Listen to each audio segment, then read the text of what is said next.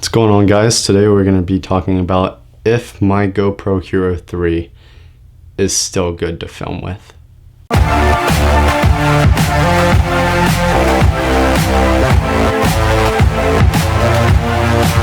Let me just start off by talking about some of GoPro specs. It came out in October 2013, before many of us had access to 4K cameras. A lot of big budget stuff were shooting 4K, but nobody in the consumer level were shooting 4K. But the GoPro Hero 3 Black Edition had 4K abilities, 4K sensor, I should say, because it shoots 4K at 15 frames per second. Now, a lot of you would say, what's the purpose of shooting 4K if it's only 15 frames per second? I actually use that a lot for time-lapse instead of taking pictures, because it had a 4:3 aspect ratio and this already had the 16:9, so all I had to do is just speed it up and it looked pretty good.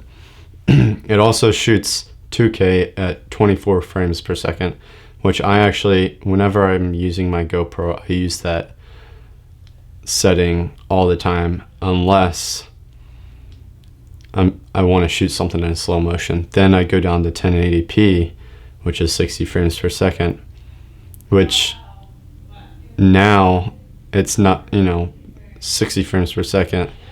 Almost every camera offers that, except for some Canon cameras. But if you go down to 720p, you get 120 frames per second, and then 480p, you get 240 frames per second, which I've only used a couple times just to see what it looks like, or if I was fooling around with it. So that's the video specs. My GoPro, so I have a GoPro Hero 3 Black. My fiance has a GoPro Hero 3 White. My brother has a Hero 3 White Edition. And the Hero 3 White Edition still work in perfect condition. Mine, on the other hand, I want to say first off, before I say this, I used the heck out of this camera. Like, when I got it, I filmed everything, even things that you wouldn't even think of filming. Anyways, I probably used this almost every day when I had it. I would just make up videos just to be able to shoot with this, like popping balloons in slow motion or spit takes in slow motion, stuff like that. Anyways, the battery kept on dying really quickly, so I'm like, okay, I need a new battery.